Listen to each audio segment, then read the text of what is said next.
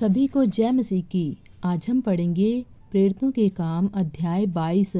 भीड़ के सामने पौलुस का भाषण। हे भाइयों और पितरों, मेरा प्रत्युत्तर सुनो। मैं अब तुम्हारे सामने प्रस्तुत करता हूँ। वह यह सुनकर कि वह हमसे इब्रानी भाषा में बोलता है और भी चुप हो गए। तब उसने कहा, मैं तो यहूदी मनुष्य हूँ जो किलिकिया के तरसुस में जन्मा, परंतु इस नगर में गमलियल के पाँव के पास बैठकर पढ़ाया गया और बाप दादों की व्यवस्था की ठीक रीति पर सिखाया गया और परमेश्वर के लिए ऐसी धुन लगाए था जैसे तुम सब आज लगाए हो। मैंने पुरुष और स्त्री दोनों को बांध बांध कर और बंदीगृह में डाल डाल कर इस पंथ को यहाँ तक सताया कि उन्हें मरवा भी डाला। इस बात के लिए महायाजक और सब पुरनीय गवाह हैं कि उनसे मैं भाइयों के नाम पर चिट्ठियां लेकर दमिश्क को चला जा रहा था कि जो वहां हो उन्हें भी दंड दिलाने के लिए बांध कर यरूशलेम लाऊं। अपने हृदय परिवर्तन का वर्णन। जब मैं चलते चलते दमिश्क के निकट पहुंचा तो ऐसा हुआ कि दोपहर के लगभग एकाएक बड़ी ज्योति आकाश से मेरे चारों ओर चमकी और मैं भूमि पर गिर पड़ा और यह शब्द हुआ, हे शाऊल, तू मुझे क्यों सताता है? मैंने उत्तर दिया, हे प्रभु, तू कौन है? उसने मुझसे कहा, मैं यीशु नासरी हूँ जिसे तू सताता है। मेरे साथियों ने ज्योति तो देखी, परंतु जो मुझसे बोलता था उसका शब्द ना सुना। तब मैंने कहा, हे प्रभु, मैं क्या करूं? प्रभु ने मुझसे कहा, उठकर दमिश्क में जा और जो कुछ तेरे करने के लिए ठहराया गया है वहाँ तुझ से सब बता दिया जाएगा। जब उस ज्योति के तेज के मारे मुझे कुछ दिखाई ना दिया तो मैं अपने साथियों के हाथ पकड़े हुए दमिश्क में आया।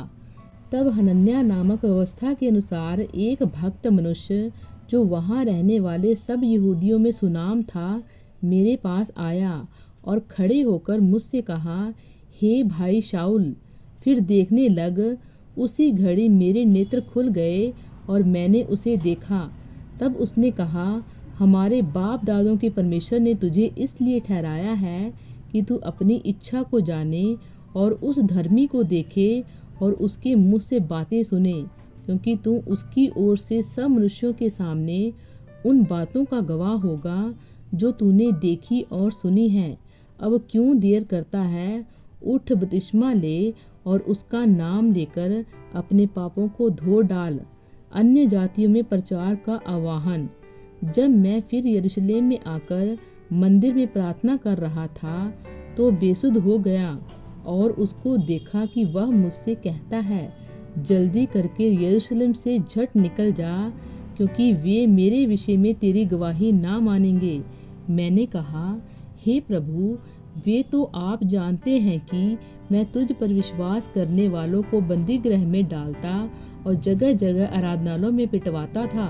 जब तेरे गवाह स्तिफनुस का लहू बहाया जा रहा था तब मैं भी वहाँ खड़ा था और इस बात में सहमत था और उसके घातकों के कपड़ों की रखवाली करता था। और उसने मुझसे कहा, चला जा, क्योंकि मैं तुझे अन्य जातियों के पास दूर दूर भेजूंगा। वे इस बात तक उसकी सुनते रहे। तब ऊंचे शब्द से चिल्लाए, ऐसे मनुष्य का अंत करो, उसका जीवित रहना उचित नहीं। जब वे चिल्लाते और कपड़े फेंकते और आकाश में धूल उड़ाते थे तो पलटन के सरदार ने कहा, इसे गढ़ में ले जाओ और कोड़े मार कर जांचो कि मैं जानूं कि लोग इस कारण उसके विरोध में ऐसा चिल्ला रहे हैं। जब उन्होंने उसे तस्मों से बांधा तो पौलुस ने उस सूबेदार से जो पास खड़ा था कहा, क्या यह उचित है कि तुम एक रोमी मनुष्य को और वह भी बिना दोषी ठहराए हुए कोड़े मारो? सूबेदार ने यह सुनकर पलटन के सरदार के पास जाकर कहा, तू यह क्या करता है? यह तो रोमी मनुष्य है। तब पलटन के सरदार ने उसके पास आकर कहा, मुझे बता, क्या तू रोमी है? उसने कहा, हाँ। यह सुनकर पलटन के सरदार ने कहा, मैंने रोमी होने का पद बहुत रुपये देकर पाया है। पौलुस ने कहा, मैं तो जन्म से रोमी हूँ। तब जो लोग उसे जांचने पर थे वे तुरंत उसके पास से हट गए, और पलटन का सरदार भी यह जानकर कि यह रोमी है और मैंने उसे बांधा है, डर गया। महासभा के सामने पौलुस। दूसरे दिन उसने ठीक ठीक जानने की इच्छा से कि यहूदी उस पर क्यों दोष लगाते हैं, उसके बंधन खोल दिए और प्रधान याजकों और सारी सभा को इकट्ठा होने की आज्ञा दी और पौलुस को नीचे ले जाकर उनके सामने खड़ा कर दिया। प्रभु इन वचनों द्वारा आपको बहुतायत से आशीष दे। आमीन।